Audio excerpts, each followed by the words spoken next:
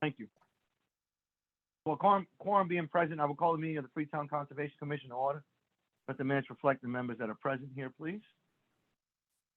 And so before we get going, there's a couple of items that have asked for continuances. When's our next meeting? The 28th, you said, correct? Correct. All right. So we have item number 3, 4. Item number 3 is a continued notice of intent for 0 rear and 5 Costa Drive. That is still they're ironing out their latest peer review. I would anticipate they would have a final product for us at our next meeting. Item number 4 is a continued notice of intent public hearing for 67 Chase Road. That's still in peer review. Item number 5 is notice of intent for off Chipaway Road. That one is still, again, is in peer review. Item number 6 is a continued notice of intent for 43 Water Street. That's the dock and Phragmites removal, remediation. They've asked for a continuance. I'm not 100% sure on why they asked for a continuance. And then, so those are the only 4, right, that are being continued, Victoria? Yes. Number 7 is gonna be opened, and then they're gonna want to immediately continue it. Okay. So that being said, and item number 7 wants to be continued to the 29th or 28th also, correct? Yes. Right, and there's nobody here from them right now, right? They said they were gonna have a representative on, but I don't see anybody. So we'll just do items 3, 4, 5, and 6, all notice of intent public hearings that I will call back to order. As previously stated, most are in peer review, and item number 6, it might have been that there wasn't, they were unable to attend the meeting tonight. So I will entertain a motion to continue those public hearings to March 28th, 6 o'clock via Zoom. Motion made. Thank you. Motion seconded. Motion made and supported. There's no further discussion on the motion. Hearing none. All those in favor, roll call vote. Charlie Sullivan. Aye. Charlie, aye. Margaret French. Aye. Margaret says aye. Kevin Damaris, aye. Motion passes unanimous. Okay, we'll start back at the top then. Request for determination of applicability. This is for 53 High Street. Applicant owner is Troy Knowles, and the scope of work is completing a previously approved wetland replication. So this is not a public hearing. The Knowles, unfortunately, I think it's only by a couple of days. His order of conditions has expired. If you want to follow along, or any interested parties, or go on the website, town's website, freetownma.gov, and you can follow along under the Conservation Commission boards and committees. You'll see current filings, and you can follow along with that. So I don't think that he said he wasn't going to be able to make it here tonight anyway. I'm here. Oh, you are? Oh, good. I'm glad you're here. Maybe it was somebody else. Maybe it was Doug Simmons at the last meeting. I thought you couldn't make it, Troy. Well, I'm glad you're here, buddy. Yeah. I didn't know when to say anything. Well, had I known you were here, I would have probably let you do a lot more of the talking up front, Troy. Sorry. No worries. No worries. So, I said, we have the approved plans that were approved through a notice of intent filing. And this is for the construction of a single-family home and minor wetland replication. Is that correct, Troy? No, this is just replication of when I put in a culvert. I just haven't got to replicate yet. Yeah. I'm sorry. All right. So, so that you can do that work, you anticipate being able to get, I know with COVID and stuff, a lot of things have been on hold, so I'm not in any way, shape, laying blame, but this is probably something we want to get done sooner rather than later, Troy. Right. Yeah, I want to get it done too. I don't know where the time went. I know COVID was a mess too, but it's insane. I don't know why. They haven't. I'm just gonna have to hit it this summer and just get it done. All right. That being said, I appreciate you, and it was you who brought it to our attention too. I wish we could help you, but as I told you, as soon as it hits midnight on the day that the permit permit is due to expire, that is it. So we've learned the hard way, so. Yeah. Does anybody have any questions from the board about this project? All right. That being said, then I will entertain a motion to issue a Victoria, this would have to be a positive determination, right? Well, no, it's a negative determination. They don't need to file a notice of intent because they've already filed a notice of intent. With all the conditions and the plans, that would be a condition of the approval, Troy, with that you'd have to build it to the plans, and all the conditions that we set forth in the order of conditions are going to be enforceable through this RDA or through the determination. Yes. All right, so I'll entertain a motion. Margaret, could you make the motion? Yes, I'll make that motion. I'll I'll second it. Oh, you're gonna second it, Charlie? Okay. That's Kevin, Keith. it's That's Keith. I am here. I'm sorry I'm late, and I'm under Freetown Shared. I don't Keith, know why it is no, there. that's All right. perfect. No worries. Appreciate that, Keith. So, Fine. So, um, Pardon me, Kevin. If I'll remove my second and I'll ask Keith second.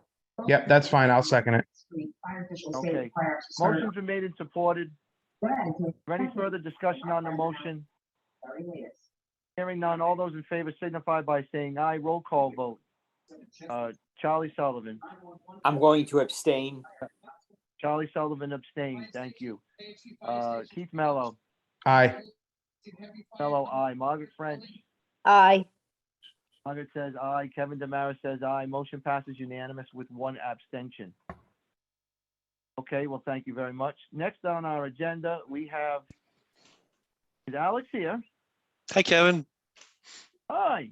This is a request for determination of applicability for Millbrook Bogs. We also have those plans are on our webpage. And if you remember,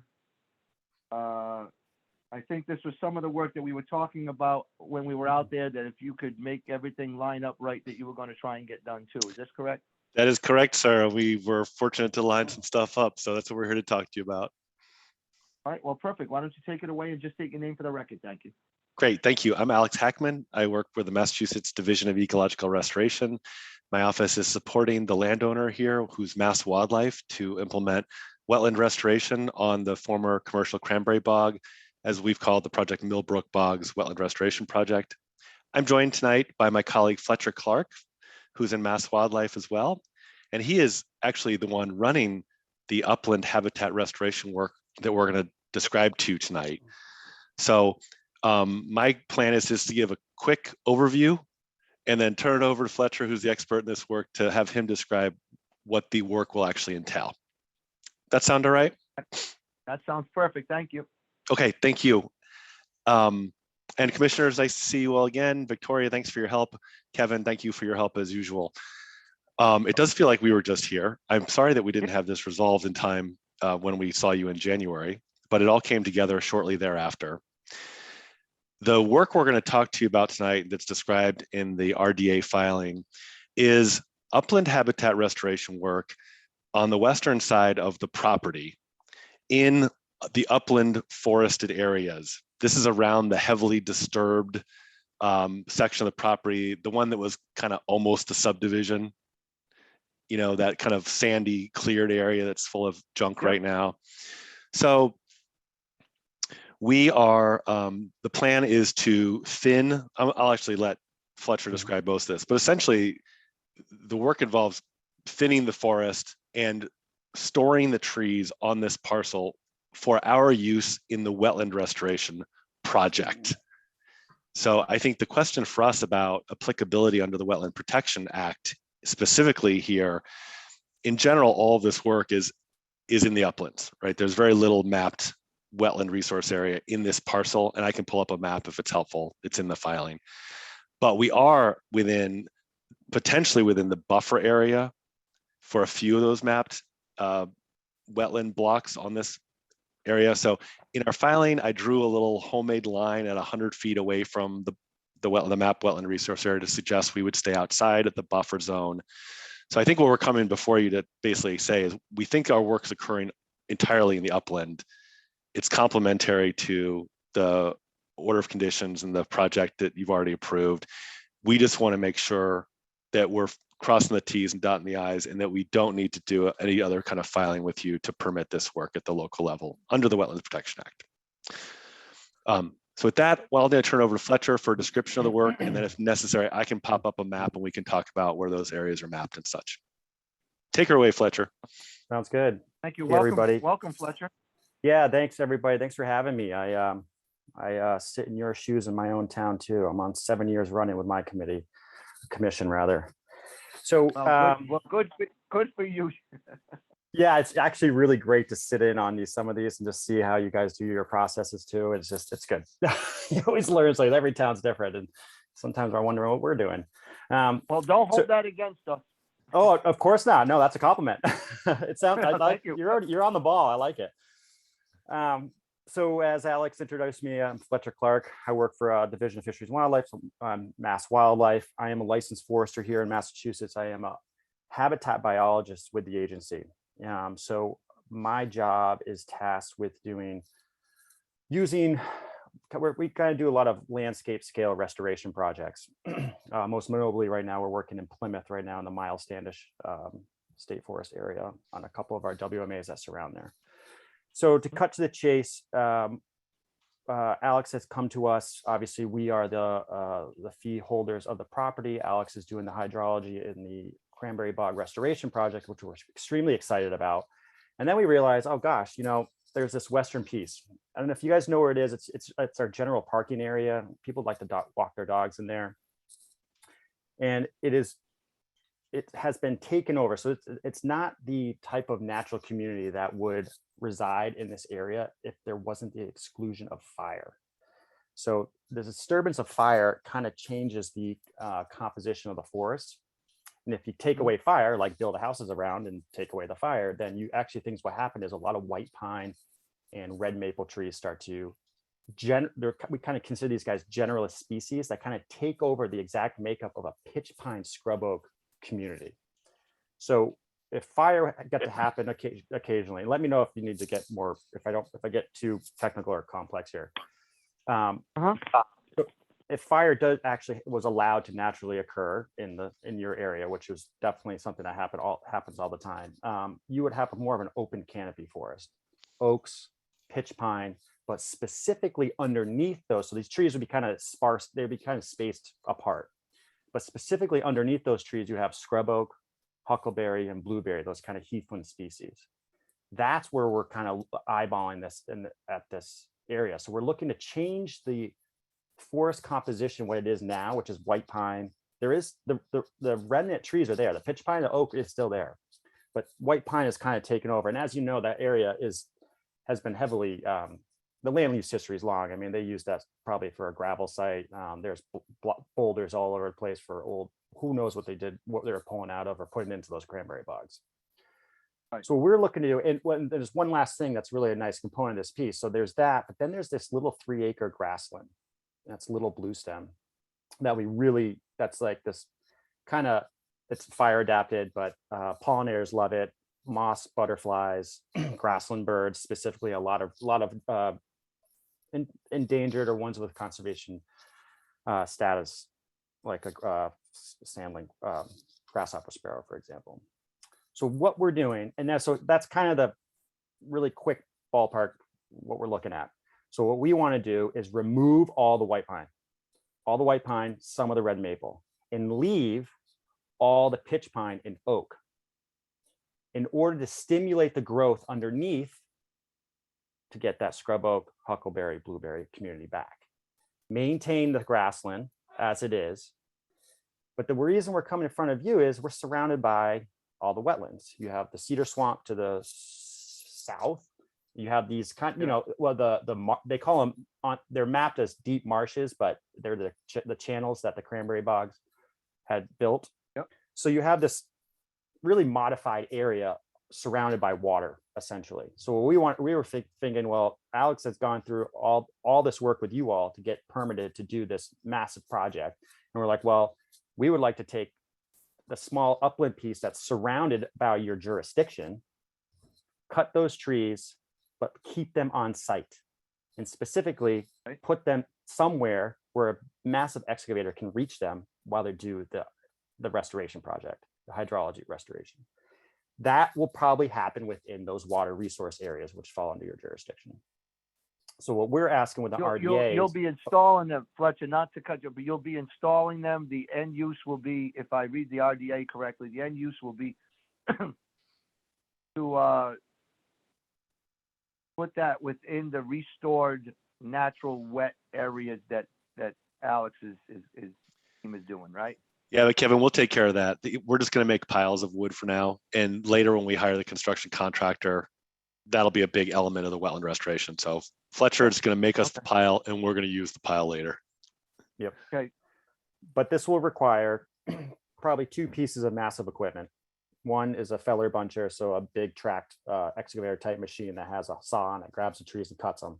And then something like either a grapple skidder or maybe like a forder, which is a craned 8-wheeled machine that can pick up the trees and put in the back and bring them on over to the area where Alex will then utilize the wood, whatever, next year or something like that.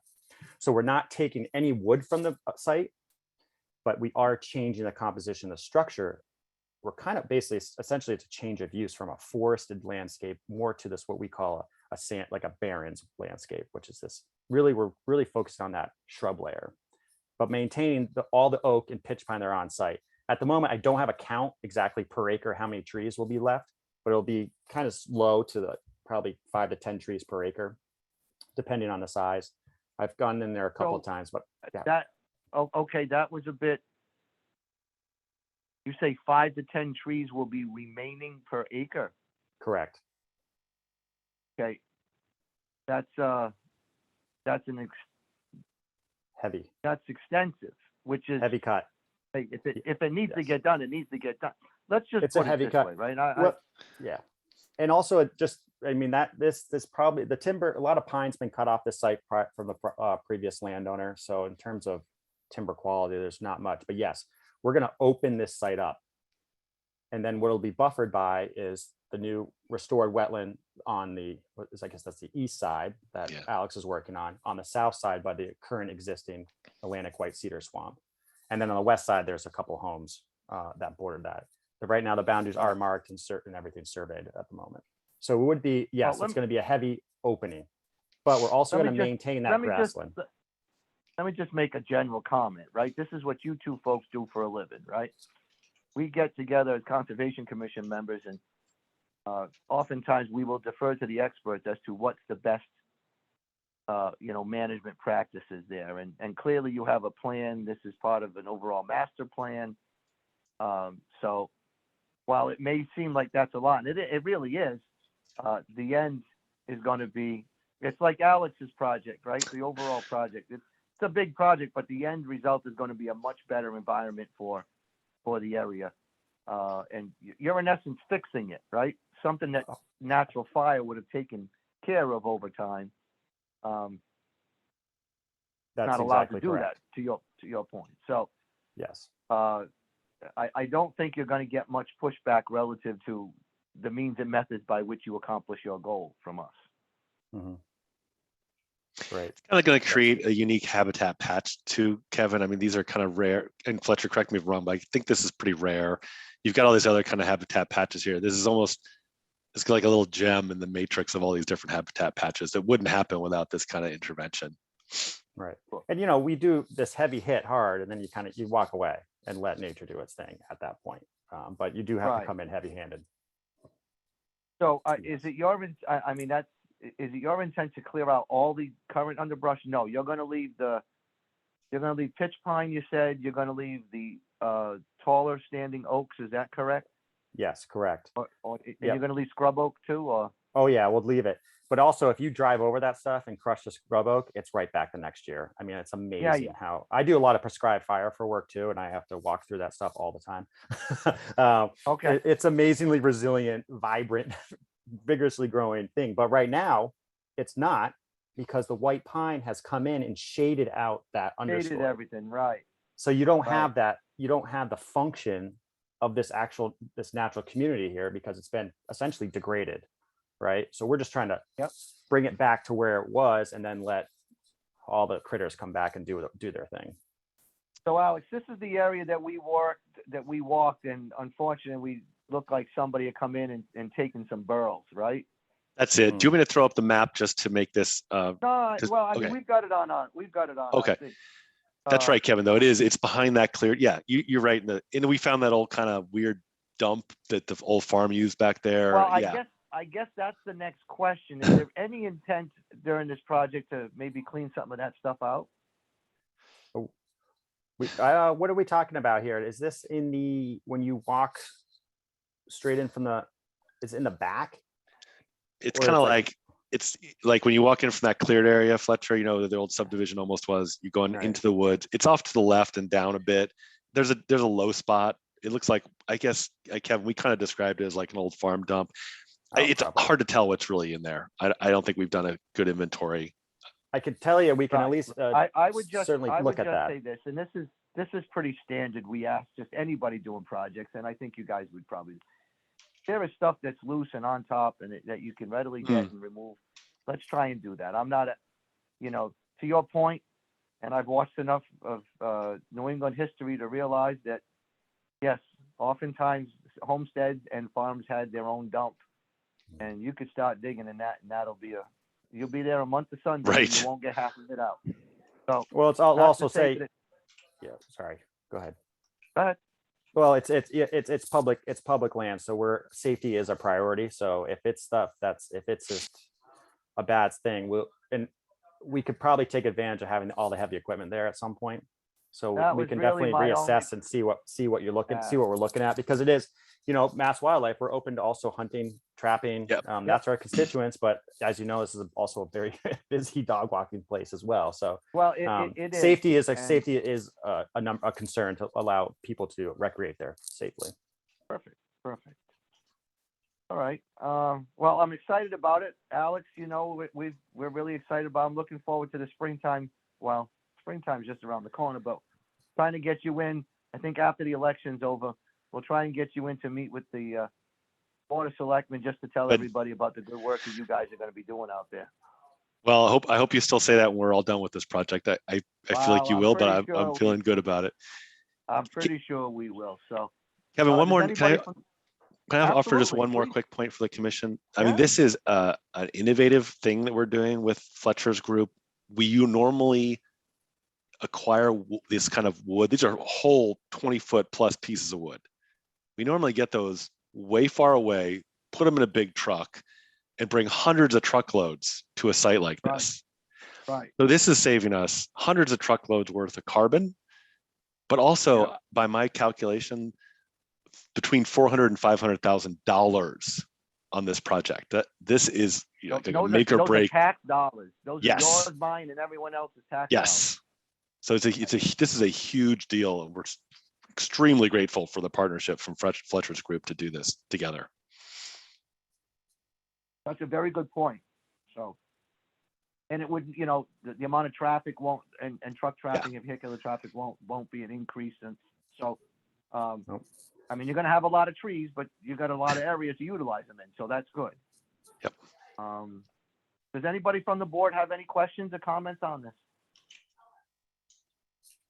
Okay. I'm good, That Kevin. being said, sure. No, I'm just saying I'm good. It's interesting. Okay. Thank you. All right, that being said, if there's nothing else and if you gentlemen are all right, then we'll move forward and I'll entertain a motion to issue a negative determination number 3 that the project is in a buffer zone but will not dredge, alter, or fill a wetland or a resource area, so required filing of a notice of intent is not required, actually. I'll entertain that motion as poorly worded as it was. So moved. Second. Motion's been made and supported. Hearing no further discussion on the motion. I'll do a roll call vote. Charlie Sullivan. Aye. Charlie Sullivan, aye. Keith Mello. Aye. Mello, aye. Margaret French. Aye. Aye. Kevin Damaris, aye. Motion passes unanimously. Gentlemen, thank you very much. Just give us a few days on the paperwork. Victoria will get it out as quickly as she can, keeping in mind that she has her full-time planning board duties to attend to. So but she's really good, so she'll get it out in the next few days. We really appreciate this. Thank you guys so much. Oh, Yeah, no, thank you. Thanks, everybody. You guys You're got a little, welcome. this is going to be quite the little gem in your town here once everything gets settled. That's why I'm trying to get as much attention as we can. Yeah. So, Yep. you know, there are not enough good things on the news lately. So let's see about getting this on the news. So. For sure. Yep. For sure. All Yeah, right, gentlemen. it's Thank much you very appreciated. much. Be safe and have a happy St. Patrick's Day. Yeah. Thank you, Gal. You too. Appreciate Thanks, it. guys. Aaron, go Brown. We'll see you guys. Bye. Bye. Bye. Bye now. Okay, so the next thing we have on our agenda would be a continued notice of intent public hearing. This is for 0 Locust Street and 0 George D. Williams lot. I will call that back to order. Do we have the applicant here? And they're asking for a continuance. Is that correct? Hi, yeah, this is Taylor Donovan from VHB, the representative for the project. I had spoke to Victoria earlier today, multiple times, I guess, today and last week. And we just wanted to make sure that everything was kind of in order for, so that we didn't have any issues with open meeting law. I noticed that, so we, couldn't actually be opened, at the previous hearing because of the legal ad. And then we just wanted to make sure that tonight, as we understand it, we are opening the hearing for the first time tonight, since we do have everything in order for the first time now. And then, yes, we would like to continue considering the planning board's review that's ongoing. Right, so got a little messy, and I'm not going to deny it. Again, staffing problems have been. So, if I'm not mistaken, we couldn't go through with the public hearing because of public hearing announcement. So I did call it to order. If it will make or have a level of comfort for everybody else, I can act, or we can just move forward, and I can just say that I'm calling the public hearing to order for this proposed plan, 0 Locust Street and 0 George D. Williams lot. I'll entertain a motion to waive the reading of the public hearing notice. So moved. Thank you. Second. Motion made and supported to waive the reading of the public hearing notice. All those in favor signify by saying aye. Roll call. Charlie Sullivan. Aye. Charlie Sullivan says aye. Keith Mello. Aye. Keith is aye. Margaret. Aye.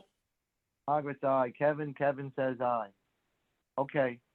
So Taylor, correct? Yes. Yes. Yeah. Okay. So there might have been a little confusion on our part. The public hearing notice was correct and all, but I misunderstood.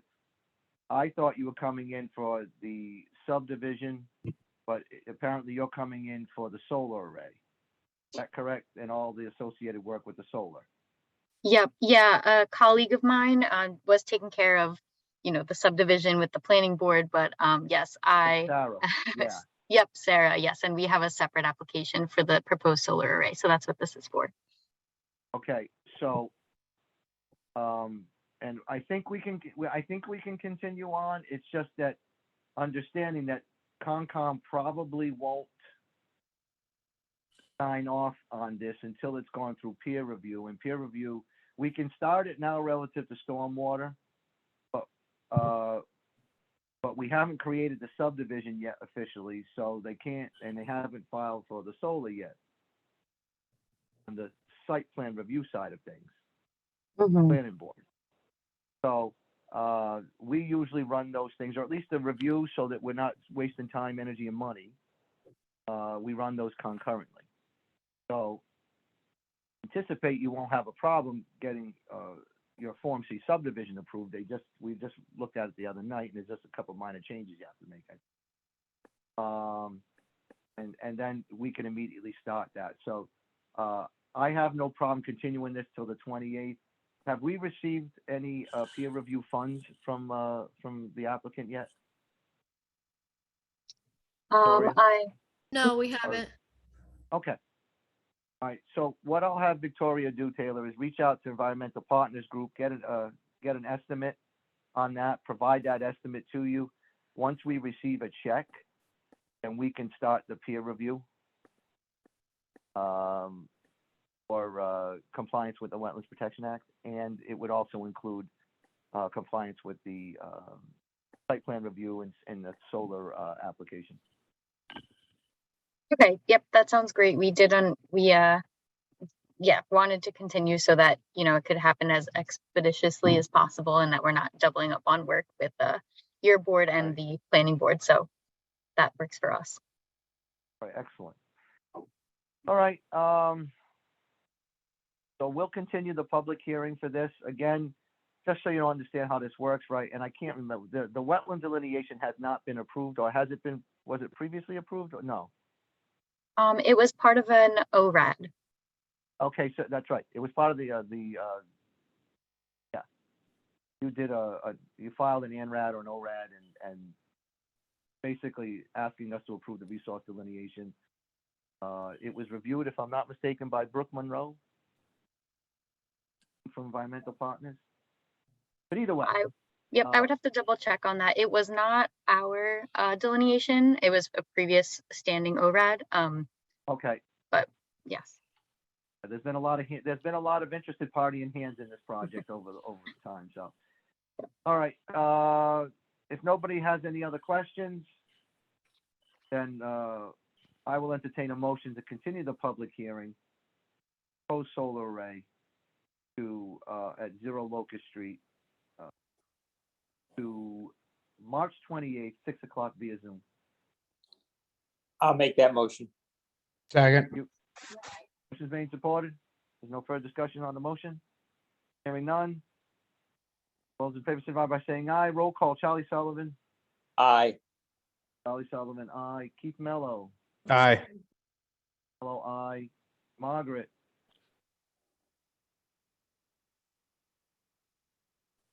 Aye. Aye. Thank you. And Kevin says aye. Motion passes unanimously. So, Taylor, look forward to working with you on this going forward. And usually what we ask is a peer review and the applicant's engineer are in direct contact. So we're not playing the person in the middle and wasting time that way. Once peer review starts, we would encourage that there would be an open dialogue between the applicant and the peer review engineer to make things run a bit quicker and smoother, so nothing's lost in translation. We of course would be CC'd on things, but don't wait for us to forward stuff to them. You can go ahead and forward it to them and ask them to continue with their review. Great, thank you. You're welcome. All right, so we'll see you on the 28th. All right, yep, thank you. Have a good night. All right, you too now. All right, I have the last item. Is any other business to properly come before the Conservation Commission? We don't have any. That being said, I will entertain a motion to adjourn. I'll make that motion. Second. Motion made, supported. There's no further discussion on the motion. Hearing none. Roll call vote. Charlie. Aye. Margaret. Aye. Charlie says aye. Margaret says aye. Keith Aye. says aye. Kevin says aye. Motion passes unanimous. Again, thank you, Victoria, for stepping up. We really do appreciate it. No We've got the problem, Kevin. All right. Everybody be safe and have a good St. Patrick's Day, and we'll see you in a couple weeks. Don't forget. Okay. Take care, All right. Karen. Thank you. Yeah, thank you. Thank you. Yeah, Take bye-bye. care. Yeah. Thanks.